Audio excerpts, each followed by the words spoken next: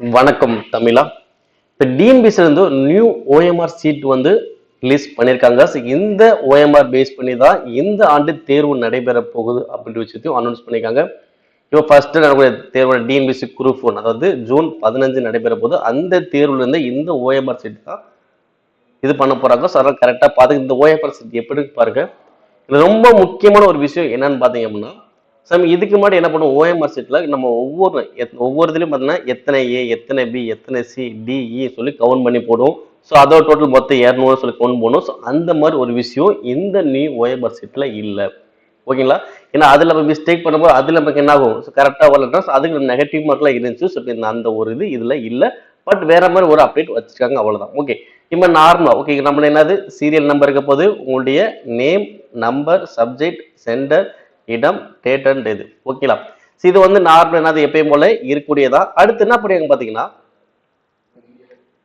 வினாத்தாள் எண். ஓகே, வினாத்தாள் எண் வந்து பாத்தீங்கன்னா நீங்க கருமை நிறை பென், அதாவது பிளாக் பென் தான் யூஸ் பண்ண சொல்லிட்டு இங்கே கொடுத்துறாங்க. ஸோ அதை நீங்க உங்களுடைய நம்பரை எழுதிட்டு அந்த நம்பருக்கு ஏற்ற மாதிரி கீழே ஷேர் பண்ணி வச்சுக்கணும். ஓகே, இது வந்து நம்ம பண்ணக்கூடியது கொஸ்டின் நம்பர்ல, கொஸ்டின் புக்ல இருக்கக்கூடிய நம்பரை கரெக்டாக ஃபில் பண்ணி அதை ஷேர் பண்ணிக்கணும். ஓகேங்களா? இது வந்து பாத்தீங்கன்னா இன்விஜிலேட்டர். ஓகே, அவங்க வந்து இதை டிக் பண்ணிக்கோங்க. அதாவது ஸ்டூடெண்ட்ஸ் வந்து சிக்னேச்சர் போட்டிருக்காங்களா, அதாவது லெஃப்ட் தான் வச்சுருக்காங்களா இல்லையா சொல்லிட்டு அவங்க எஸ் ஆர் நோன்னு கொடுக்கணும். ஓகே, இது வந்து பாத்தீங்கன்னா தேர்வரின் உறுதிமொழி அப்படின்னு சொல்லி கொடுத்துறாங்க. இந்த உறுதிமொழியை படிச்சுட்டு நீங்க என்ன பண்ணலாம், கீழே வந்து இங்க சைன் பண்ற மாதிரி இருக்கும். ஓகே, ஓகேங்களா? சைன்ங்கிறது முக்கியம். சைன் கரெக்டா கொடுக்கலாம், நமக்கு என்ன ஆகும், நெகட்டிவ் மார்க் இருக்கும். ஸோ அதையும் கரெக்டாக பார்த்துங்கன்னா இந்த என்ன சொல்றோம்னா, சைன் போடல் அப்படின்னா விடைத்தால் செல்லாததாக்கப்படும் அப்படின்னு கொடுத்துருக்காங்க. ஓகேவா? ஸோ கண்டிப்பா சைட் போட்டுக்கோங்க. அங்கே உள்ள இன்விஜிலேட்டரும் கண்டிப்பா உங்களுக்கு அனௌன்ஸ் பண்ணுவாங்க, கொடுப்பாங்க. ஸோ அதே மாதிரி பார்த்தீங்கன்னா இங்க பாருங்க, இங்க டோட்டல் அப்படிங்கிறது பார்த்தீங்கன்னா இருக்காது.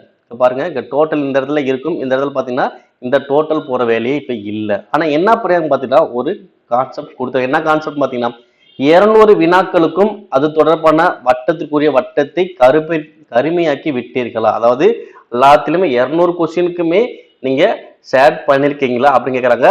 ஆம், இல்ல, இல்லை அப்படின்னு. ஓகே, நீங்க மேக்சிமம் 200 கொஸ்டினும் கரெக்டா நீங்க என்ன பண்ணுங்க, ஷேர் பண்ணுங்க. அப்படி கொடுத்துட்டு ஆம்னு கொடுக்கலாம். சப்போஸ் ஏதாவது நீங்க ஒரு பிளாங்க விட்டீங்கன்னா, இல்ல நான் ஒரு கொஸ்டின் வந்து பிளாங்க கொஸ்டின் சொல்லி கீழே எத்தனை கொஸ்டின் சொல்லிட்டு நீங்க எழுதணும். ஓகே, ஆம்னு கொடுத்தோம்னா இந்த ஃபில் பண்ண தேவையில்லை. இல்லைன்னு கொடுத்தீங்கன்னா இதுல எத்தனை கொஸ்டின் வந்து நீங்க ஃபில் பண்ண சொல்லி இங்க ஃபில் பண்ணணும். இல்லை எனில் கருமையாக்கப்படாத வினாக்களின் மொத்த எண்ணிக்கை எழுதுவோம் அப்படின்னு சொல்லி கொடுத்துருப்பாங்க. அதே மாதிரி இங்க லெஃப்ட் தம்ப் கம்பல்சரி நீங்க வச்சுதான் ஆகணும். அப்படி வைக்கலன்னா உங்களுக்கு என்ன ஆகுது, 0.5 மார்க் வந்து நெகட்டிவ் மார்க் இருக்கும் அப்படின்ற விஷயத்தை இங்கே அப்டேட் பண்ணியிருக்காங்க. ஓகே, இது வந்து ஃபர்ஸ்ட் பேஜ். அப்போ ஃபர்ஸ்ட் பேஜ்ல பார்க்கக்கூடியது நமக்கு என்னது, டோட்டல் போட வேண்டிய வேலை இல்லை. ஆனா 200 கொஸ்டினுமே 200 முறை என்ன இருக்கும், நம்ம பிளாக்ல ஷேர் பண்ணி இருக்கணும். அப்படி ஷேர் பண்ணலன்னா இல்லை அப்படின்னு சொல்லி கொடுத்துட்டு எத்தனை கொஸ்டின் ஷேர் பண்ண சொல்லி இங்க ஃபில் பண்ணணும். இதுதான் அவங்க கொடுத்துருக்காங்க. ஓகே, அதுக்கு பின்னாடி வந்து பார்த்தோம்னா இங்க இன்ஸ்ட்ரக்ஷன் ரொம்ப பெருசல ஒரு ஷார்ட்டாவே கொடுத்து முடிச்சிட்டாங்க. அதே மாதிரி இந்த ஓஎம்ஆர் சீட்ல உங்களுக்கு வந்து பார்த்தா ஒரு கியூஆர் கோட் மாதிரிலாம் இருக்கும். அந்த மாதிரி உள்ள எதுவுமே பார் கோட் இதெல்லாம் என்ன பண்ணுங்க, டேமேஜ் பண்ணிடாதீங்க. எல்லாம் கரெக்டாக ஸ்கேன் ஆகாது அப்படின்னு விஷயத்தையும் ஃபர்ஸ்ட் பைல கொடுத்தாங்க. செகண்ட் பைல பார்த்தீங்கன்னா இந்த மாதிரி தான் ஷேர் பண்ணணும் அப்படின்னு சொல்லி கொடுக்கணும். இந்த மாதிரி கரெக்டா அந்த ஒரு வட்டம் தான் கரெக்டா ஷேர் ஆகணும். இந்த டிக் அடிக்கிறது, இன்ட்டு போறது, கரெக்டா ஷேர் ஆக போறதுலாம் பண்ணக்கூடாது. அதே மாதிரி ஒரே கொஸ்டின் 2 ஷேர்லாம் பண்ணக்கூடாது அப்படி விஷயத்தையும் கொடுத்துருக்காங்க. ஓகே, அதே மாதிரி ஷேர் பண்ணாமலும் விடக்கூடாது. ரெண்டுமே ஷேர் ரெண்டு இடத்துல ஷேர் பண்ணக்கூடாது.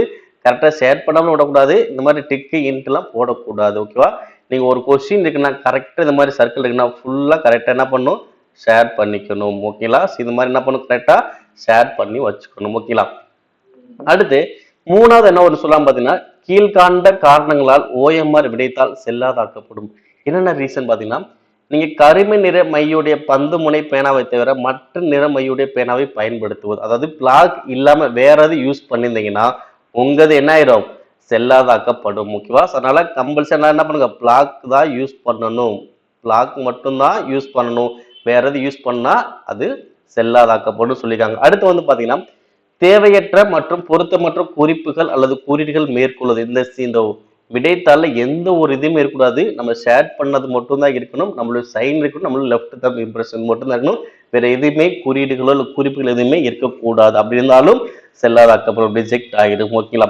அடுத்து ஓஎம்ஆர் விடைத்தாள் பக்க முனையில் அதற்குரிய இடத்தில் அவரவர் கையொப்பம் இல்லை எனில், ஓகே, கையொப்பம் கரெக்டாக சைன் கரெக்டாக இருக்கணும், அப்படி இல்லைனாலும் ரிஜெக்ட் பண்ணும் அப்படின்னு சொல்லியிருக்காங்க. அடுத்து வினாத்தாளில் அச்சிடப்பட்ட வினா தொகுப்பு எண்ணை ஓஎம்ஆர் விடைத்தாளில் சரியாக கருமையாக்காமல் இருந்தால், ஓகே, கரெக்டா போடணும், அங்க கரெக்டா பண்ணாம இருந்தாலும் உங்களுக்கு ரிஜெக்ட் போடணும் அப்படின்னு சொல்லி கொடுத்துருக்காங்க. அடுத்து வந்து பாத்தீங்கன்னா நான்காவது, தேர்வு பெறும் மொத்த மதிப்பிலிருந்து 0.5, ஓகே, இந்த மதிப்பெண் குறைப்போம். எந்த காரணங்களுக்காக பார்த்தீங்கன்னா நம்ம ஃபர்ஸ்டே சொன்ன மாதிரி தான், இந்த இடது பெருவிரல் ரேகை, இடது கை பெருவல் ரேகை வந்து கரெக்டாக வைக்கலாம். 0.5 மைனஸ் சொல்லியிருந்தோம், அந்த பாயிண்ட் இங்கே இருக்கு. அதே மாதிரி விடைத்தாளில் எந்த ஒரு வினாவிற்கும் அது தொடர்பான எந்த ஒரு வட்டத்தையும் கருமையாக்காதிருந்தால், ஓகே, அதாவது வட்டம் காலியாக விடப்பட்டிருந்தால், ஒரு கொஸ்டின் இருக்கு அப்படின்னா மொத்தம் 5 ஆப்ஷன் எதுவுமே நீங்க அடிக்காம இருந்தாலும் உங்களுக்கு 0.5 நெகட்டிவ் ஆகும்னு சொல்றாங்க. ஓகேங்களா?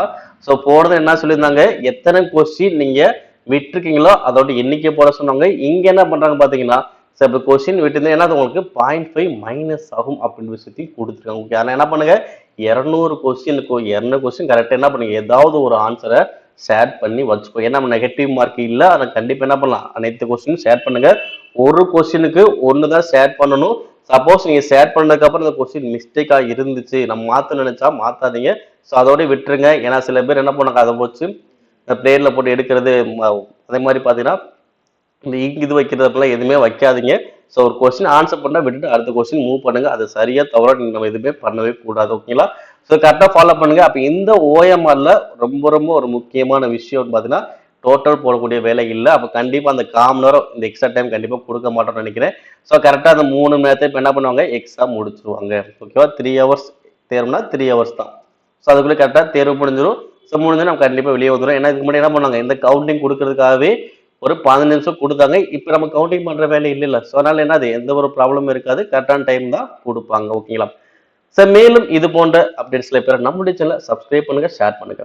நன்றி.